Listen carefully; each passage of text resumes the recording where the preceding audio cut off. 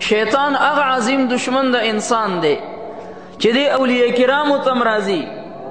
حضرت شیخ عبدالقادر جیلانی رحمت اللہ علیہ ته ابلیس آواز وکړو، غیبی آواز ورته کوي، اے شیخ عبدالقادر زستا رب یم، ما ته بخلې د نن نه بعد دا منځونه مکوه، روجي منیسه، نیک اعمال مکوه، تا ته ما هر څه معاف کړي دي.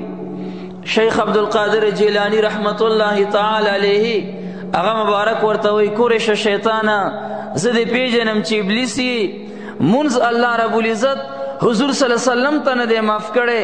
الہ ورته وی واعبد ربک حتی یاتیک الیقین، زما بندگی تر هغې کوه چې وفات درته راشي. نو چې هغه ته مونځ نه دی معاف، ما ته د کومه مخه معاف شو؟ ته ابلیس یې، ته شیطان یې، زه ستا نه منم.